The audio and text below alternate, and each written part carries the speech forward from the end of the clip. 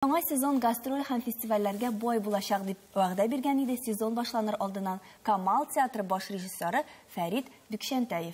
Камаллылар сүзендә тора. Чираттагы фестиваль 8-11 ноябрьгә планлаштырылган. Аяз Гыйләҗев исемендәге театр фестивале турында театрның әдәби бүлек җитәкчесе Нияз Игъламов сөйләр. Хәерле көн, Нияз. Исәнмесез. Аяз абыйның кайсы әсәрләре тәкъдим ителер икән? Шуннан башлыйк әле.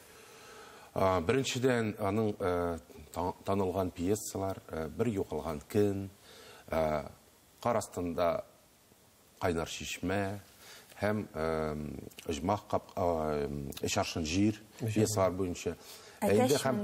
Юк, тукта, бу пьесалар түгел, һәм аның проза әсәрләренә нигезләнеп язылган, махсус инсценировкалар ясалган, Оҗмах капкасы, Яра, һәм әлбәттә үзебезнеке Әтәч менгән читәнгә. Нинди театрлар, кайсы театрлар катнашачак? Монда минем уйлавымча Татарстан театрлары гына да түгел. Күбесе Татарстаннан әлбәттә, ләкин кунакларда булыр, Хакас театры мәсәлән. Алар бишесе күрсәтәләр Тинчурин фестивале кысаларында. Без аларны чакырдык, белгәч, менә Хакаслар куйганнар Аяз абыйны, агайны дип. Ләкин алар ике тапкыр килә алмыйлар, һәм алар туры килде. Без Тинчурин фестивале белән сөйләштек. Алар иң соңгы көненә куйганнар. Хакасларның әсәренә якын булыр өчен. Һәм әлбәттә алар да фестивальдә катнаша булып сайлар. Алар да бу шушы декадасы, без аны декада дип атадык. Чөнки күптән түгел без Туфан Миннуллин исемендәге декадасын үткәрдек. Хәзер инде менә Аяз абыйның чираты җитте. Менә алар нинди әсәрен сәхнәләштерде? Алар Эчаршын җиренә. Ләкин әлбәттә монда бит Совет чорында язылган булса да, шуңа карамастан Аяз Гыйләҗевнең әсәре ул безнең менталитетка, ислам белән бәйле, мөселман культурасы белән бәйле бик күп символик образларга таянып язылган. Аларга хас түгел ул Хакасларга.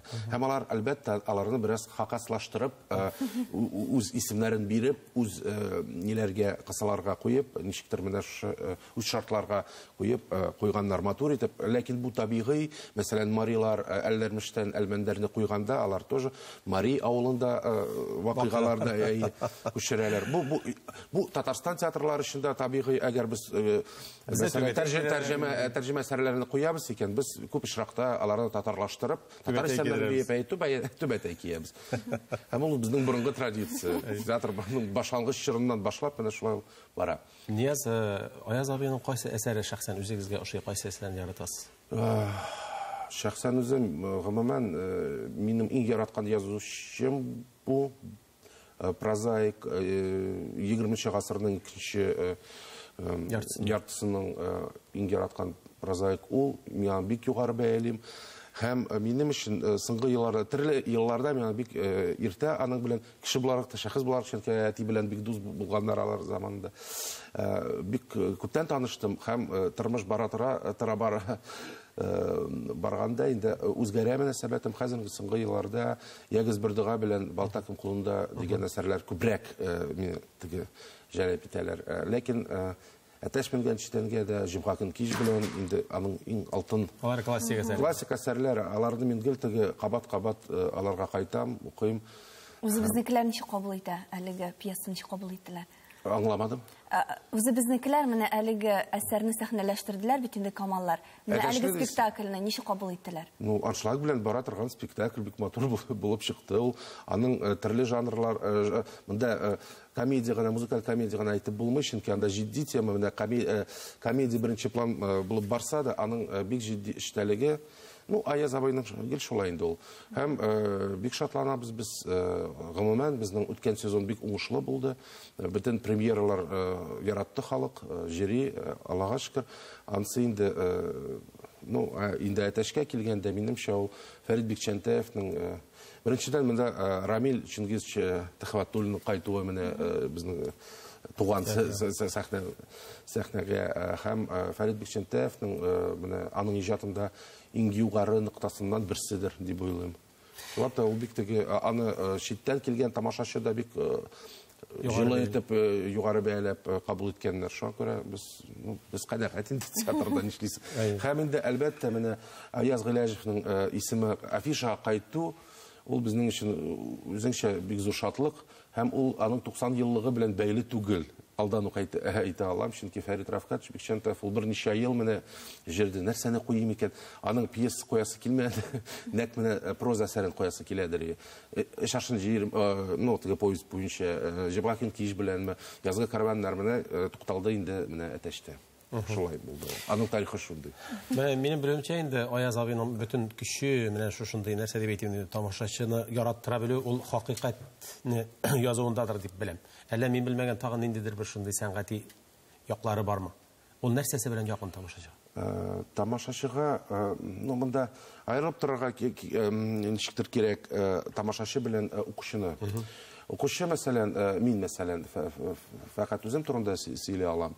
Минем өчен аның теге бөтен дөньяга карашы, менә, мәсәлән, аның авылда гына бармый, татар авылында вакыйгалар, аның бөтен дөньяда баралар. Алар бик теге бәйле түгел, менә ниндер җирлегенә. Безнең бик күп авторлар алар җирлегенең ничектер шикләрен үти алмыйлар. Ә менә Аяз Гыйләҗевләр аның теге чынлап та шиксезлек ниндер бар, бигрәк тә проза әсәрләрендә. Һәм әлбәттә берничә сәхнә өчен язылган әсәр, берничә пьесаның мәңгегә калачак театрлар, татар театрлары репертуарында дип уйлыйм. Менә шул югалган көн, бер югалган көн, мәсәлән, Әтнә театры килә шушы декадасында, мен әйтмәдем әле. Ул бердән-бер безнең әсәребез, гомумән менә драматургия әсәребез чит илдә барган әсәрләрдән берсе генә. Совет заманында 70-нче елларда ахырында ул Словакиядә куелган иде һәм бик зур теге казаныш белән бара иде. Әтнә театры, Камал театрынан тыш тагы нинди театрлар? Әлмәт театры спектакль белән килә, аннары килә Шаллы Хакасларны әйттем, Түбән Кама театры ярасы белән килә инде. Һәм инде менә шулар. Без монда тагын да күбрәк театрларны чакырып буладыр, ләкин без беренче чиратта сыйфат турында уйладык. Чөнки сан түгел, монда сыйфат мөһим. Чөнки яшь буын тамашачы ул ничектер аның өчен Аяз Гыйләҗев драматург бик үк теге билгеле исем түгел. Ни өчен? Чөнки күпмедер берничә дистә ел аның пьесалар бик сирәк куелды татар сәхнәсендә. Инде хәзер ниндидер яңарыш чоры, ниндидер хәзер кабат кайту, уже яңа принциплар буенча куелган спектакльләр дөнья күрә. Һәм ул минемчә табигый хәл, чөнки менә без хәзер аны классик язучыбыз дип таныдык ниһаять. Менә минемчә Туфан Миңнуллинның да ул чор көтә, чөнки хәзер бераз аны сирәгрәк куя башлаганнар театрлар.